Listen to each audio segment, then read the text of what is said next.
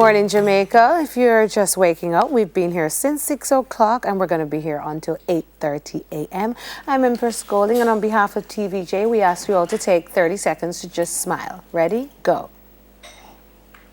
Smiling is good for your health. Makes you feel good, makes somebody else feel good. Now, let's move on to our next interview. We've been seeing the police in the news recently for not so great things. So it's with great pleasure that I introduce to you, with a big smile, JCF Constable Anthony Taylor, who's been dubbed the friendly cop with a smile. Smile, cop. Good morning. Good morning. Constable Taylor, it's good to have you. I know you. Thank you. You just reminded me, we used to buck up back in the day. Back in the days. Back in the day? Yes, ma'am. Yes, years ago. At that time, you weren't a police officer, however. No, ma'am. You were at UTech. Yes, a student at the University of Technology. Yes, I want to go into that journey. All right, you were pulled up by the police, and you had an incident, or you had an incident with the police. Tell us that story while attending UTech. Well, it was one Wednesday night while coming from school. I was stopped by the police officers in Spanish Town at the Old Harbour roundabout. Yes, immediately the police approached me. They came out, held up his hand, signaled me to pull to the left of the road. I complied. I pulled to the left of the roadway. The police approached the vehicle. The one that was on the right side had a pistol in his right hand. The one that was standing on the left side of the vehicle had a rifle. The one standing on the right said to me, exact words, "Boy, turn on the roof light." I turned on the roof light. He said to me, "Say, boy, what you have in the car?" I said, "Nothing, sir." He said, "Get out the car, sir." I complied. With both hands in the air, the other instruction was to the other police officer on the left of the vehicle, search the car. And immediately after that instruction was given, the pistol was held in the back of my head. And of course, you know. Yeah, what was going through your mind at that time? Did you feel that you could have lost your life at that time? Well, I thought that was it, yeah, to be honest. Because, you know, from time to time you see things on TV, persons stating that they were abused by police officers. But for me, I always believed that it was a lie.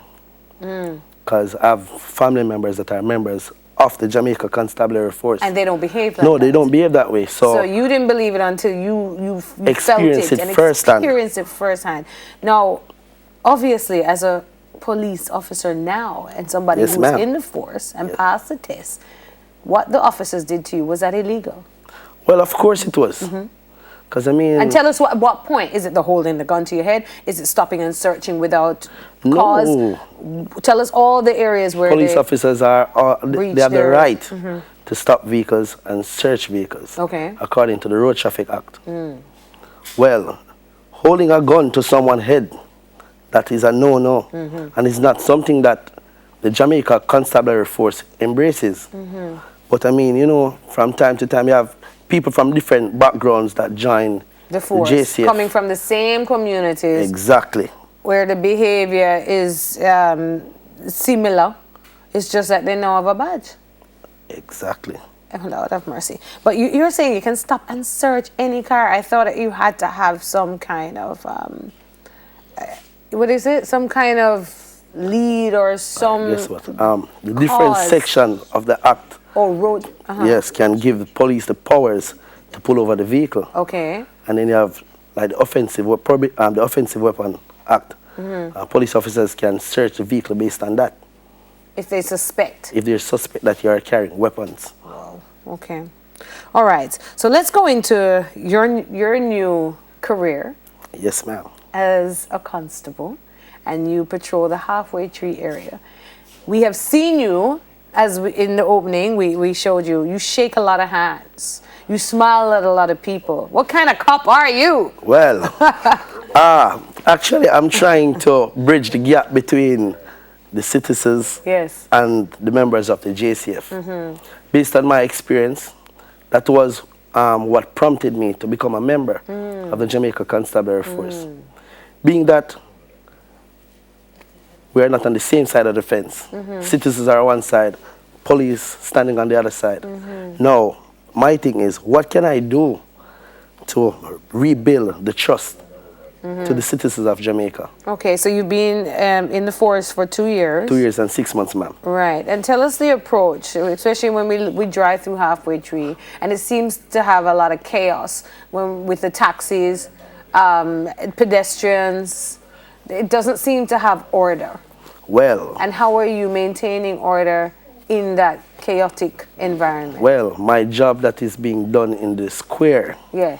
It was a job that was initiated and implemented by DSP Roberts. Yeah.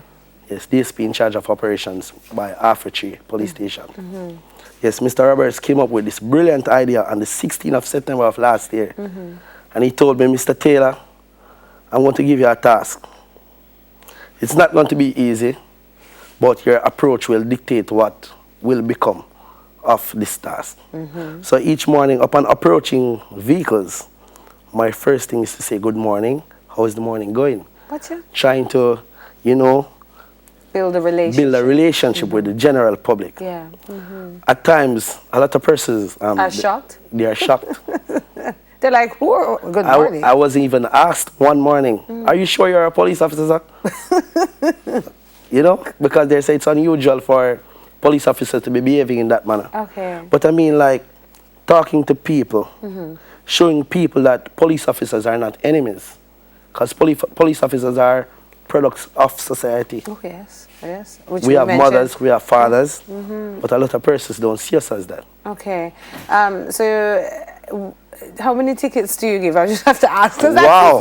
I see some disorder when we're looking at the traffic. All right. Oh my gosh, in Halfway Tree. How many tickets do you give out, and how do you approach ticketing with such a nice and pleasant greeting? Well, even when issuing tickets, I'm still nice. Of course. Show us how you do that. Well, I'll tell you good morning. Yes. How are you doing? And I'll tell you that, sir, I observed you committed an offense. I'll state the offense. And I'll ask you, why did you do that? If you're able to provide me with something that is reasonable, then I might just warn you and allow you to go. However, if I realize that is something for the taximan especially, if it's a continuous thing, what I do, I write down the license plates on a daily basis. So I'll give you like 2 or 3 chances. Yes. The 4th time of asking, you know you'll get a ticket. You check your book and you say this one. And the dates are there. Right. So I can tell you that on such and such a date, you did this. Yes, you violated here. Right. You violated here. And now it's time for a ticket. Yes. How many tickets do you issue, you think? Well, my most. Monthly, weekly. Monthly? Weekly. Weekly. Well, it's a lot. Wow. It's a lot. And still you try not to, but you still have to give them out. Now, let me ask you, how are you in comparison to the other members of the force? Do they have the same attitude? Well, a lot of police officers have the same attitude. However, I must state on this set that it's just a minority of the force that does bad. You know, and it's I don't think it's a good thing for the minority that does bad for that to be used to judge all the members of the Jamaica Constabulary Force. It's a prestigious organization, and a lot of young, intelligent persons who are aspiring for greatness are members of this organization. So what I would say to Jamaica is that just allow the police to be your friend. Allow the police to show you that we are not enemies, because we are all Jamaicans, and it's only one Jamaica. I hear you. And through a coordinated effort, we can make this country a better country. Listen, Constable Taylor, I hope to book you in the streets. You will. Yes, yes, with that smile. However, let me just read a couple of statements from some of the vendors in the community of Halfway Tree, where you're stationed. He's friendly, full of manners, and he knows how to deal with people. Him a good police, said Kamar Bennett, a vendor who operates close to the transport center. Do you know Kamar? Well, not by name. Not by name, no, but you sure will by face. Yes, ma'am. Lovely. So many smiles, frequent handshakes. Thank you for bringing that approach to bridge a gap between the citizens and the Jamaica Constabulary Force, because I mean, it's been some bad blood, And Of we course. do need to build a relationship. And Yes, ma'am. all right. Well, hopefully you won't be giving any tickets today, because I'm sure they're all watching and they say, I'm going to drive good today, because I don't know Constable Taylor, Look at that smile, people. Look at that. The friendly cop. JCF Constable Anthony Taylor. And that's it for this week's Gleaner Pick. I'm even smiling more this morning. See what happens when you smile? Good cop.